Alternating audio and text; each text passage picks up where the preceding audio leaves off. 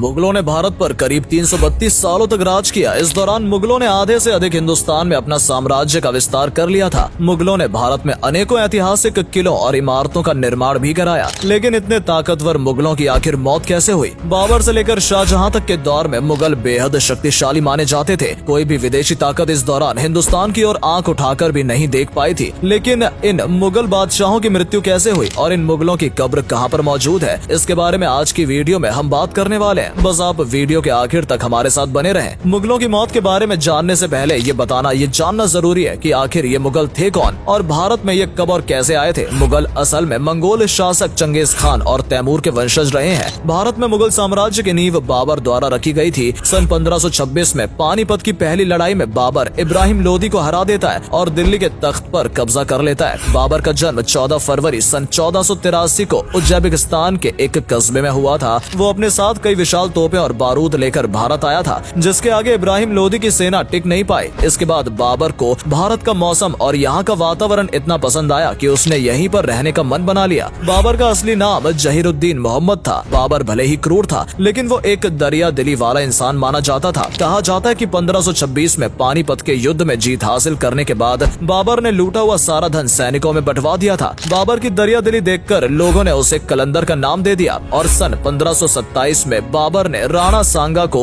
और 1528 में चंदेल के राजाओं को भी परास्त कर दिया था। लेकिन बाबर इस जीत की खुशी ज्यादा लंबे समय तक नहीं बना पाया। 1530 में उसकी मौत हो गई। बाबर की मृत्यु आगरा में हुई थी। कहा जाता है कि बाबर का बेटा हुमायूं काफी बीमार पड़ गया था और इसके बाद बाबर ने अल्लाह से प्रार्थना की थी कि उसके बेटे को स्वस्थ कर दो, बदले में चाहे उसकी जान ले लो। ऊपर वाले ने बाबर की प्रार्थना सुन ली। हुमायूं पूरी तरह स्वस्थ हो गया और बाबर की तबीयत लगातार बिगड़ती चली गई। 26 दिसंबर सन 1530 को आगरा में बाबर की मृत्यु हो गई थी। पहले बाबर को आगरा में ही दफनाया गया था, लेकिन उसकी इच्छा थी कि उसे काबुल में दफनाया जाए। बाद में हुमायूं ने अपने बेटे की इच्छा पूरी की और आगरा से बाबर की बॉडी को निकालकर काबुल ले जाया गया। काबुल में बागे बाबर के नाम से आज भी बाबर का मकबरा बना हुआ है। बाबर के बाद हुमायूं को दिल्ली का बादशाह बनाया गया। हुमायूं के 3 और भाई भी थे और उन्हें भी अलग अलग राज्य सौंप दिए गए थे। हुमायूं काफी शांत स्वभाव का बादशाह माना जाता था और कोई भी फैसला हमेशा सोच विचार करने के बाद ही लिया करता था। हुमायूं के तीनों भाई मिलकर ये योजना बनाते थे कि कैसे हुमायूं से दिल्ली का तख्त हासिल किया जाए और कई बार भाइयों के बीच में जंग भी हुई। हुमायूं पर कई बार जानलेवा हमले भी हुए। हुमायूं की मौत की बात करें तो 27 जनवरी 1556 को उसकी मृत्यु हुई थी।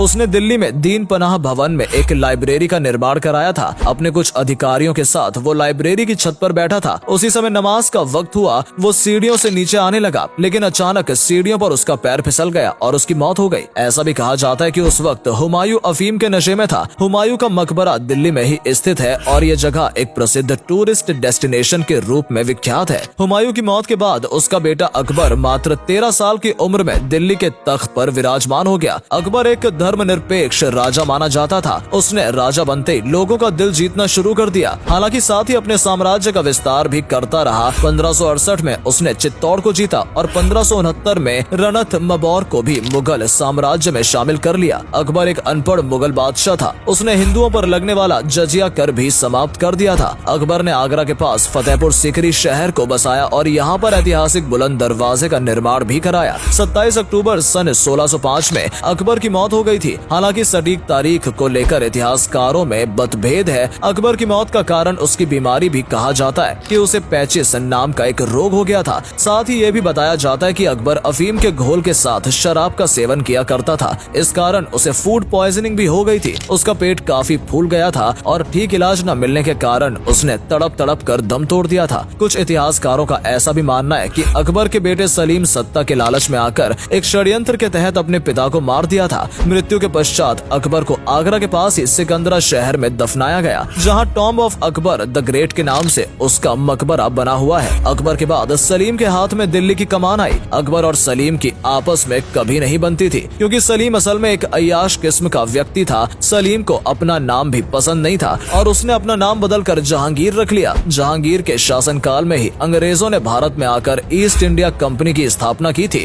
और व्यापार करने की इजाजत मांगी थी। जहांगीर की 20 बीवियां थी, जिससे उसकी कई संतानें हुई, लेकिन अधिकतर संतानों ने जन्म के तुरंत बाद या जन्म से पहले ही दम तोड़ दिया। उसका केवल एक पुत्र ही जीवित रहा था, जिसका नाम खुर्रम खान उर्फ शाहजहां रखा गया। 7 नवंबर सन 1627 को जहांगीर की मौत हो गई थी। कहा कहा जाता है कि जहांगीर की मौत की वजह उसका अय्याश स्वभाव बना था। वो एक दिन में 20 प्याले शराब के पी जाया करता था और अलग अलग महिलाओं का भी वो शौकीन था। ये बात उसने अपनी आत्मकथा तुजुके जहांगीर में भी बयां की है। अपनी आदत के कारण सन 1622 से ही वो बीमार रहने लगा था। वैद्यों ने जहांगीर को आबो हवा में बदलाव की सलाह दी, जिसके बाद वो हर साल कुछ समय के लिए कश्मीर चला जाया करता था। लेकिन सन 1627 में वो कश्मीर से लाहौर की तरफ जा रहा था कि अचानक उसकी तबीयत ज्यादा बिगड़ गई। वो रात को सोया जरूर था लेकिन सुबह उठ नहीं पाया। लाहौर में ही जहांगीर को दफना दिया गया था। रावी नदी के किनारे लाहौर में शादरा नाम की एक जगह है जहां जहांगीर का मकबरा बना हुआ है। सन 1627 में शाहजहां दिल्ली का बादशाह बना। शाहजहां के शासनकाल में दिल्ली सहित पूरे हिंदुस्तान ने तेजी से तरक्की की। उस समय दुनिया का 1/4 सामान का उत्पादन केवल भारत में ही होता था। आर्थिक तौर पर दिल्ली मजबूत होता गया। मोती मस्जिद, विश्व प्रसिद्ध ताजमहल, दिल्ली का लाल किला,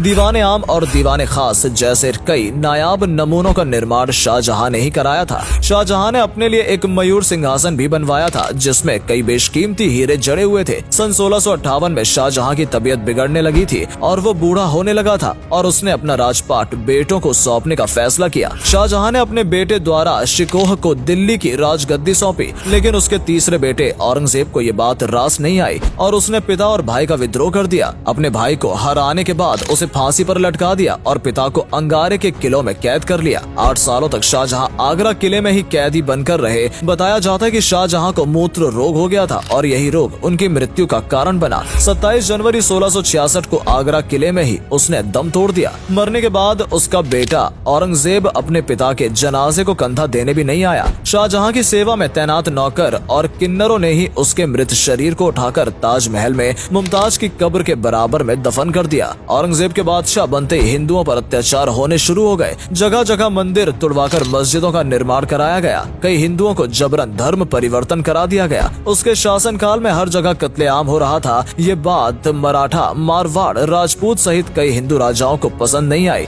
और औरंगजेब के खिलाफ युद्ध का शंखनाद कर दिया। औरंगजेब किसी भी तरह दक्कन को जीतना चाहता था और अपनी जिंदगी के 25 साल उसने इसमें व्यर्थ कर दिए। सन 1706 में दिसंबर महीने से ही औरंगजेब का स्वास्थ्य बिगड़ना शुरू हो गया था और 3 मार्च सन 1707 के दिन बिस्तर पर ही उसने दम तोड़ दिया। वहीं कुछ इतिहासकारों का ऐसा भी मानना है कि बुंदेल केसरी राजा वीर छत्रसाल ने औरंगजेब की पीठ पर एक जहर वाला खंजर घोंप दिया था, जिससे धीरे धीरे उसके शरीर में जहर फैलने लगा और 3 महीने में वो बिस्तर पर तड़पता रहा और अंत में उसने दम तोड़ दिया। औरंगजेब का मकबरा महाराष्ट्र के अहमदनगर जिले में खुलदाबाद नाम की जगह पर स्थित है। औरंगजेब की मौत के बाद मुगल साम्राज्य धीरे धीरे अंधेरे की ओर बढ़ने लगा। मुगलों के अंतिम शासक बहादुर शाह जफर द्वितीय हुए, जिनकी मौत सन 1862 में म्यांमार में हुई थी। लेकिन बहादुर शाह जफर की मौत से पहले ही मुगल साम्राज्य का अंत हो गया। सन 1857 मुगल साम्राज्य का दिल्ली में अंतिम समय माना जाता है। उम्मीद करते हैं कि आपको हमारी आज की ये वीडियो पसंद आई होगी। इससे एक बात तो साफ है कि चाहे कोई कितना भी बड़ा राजा या बादशाह क्यों ना हो, कोई भी मौत को टाल नहीं सकता। सारा पैसा, सगे संबंधी और राजपाट धरा का धरा रह जाता है और लोग बस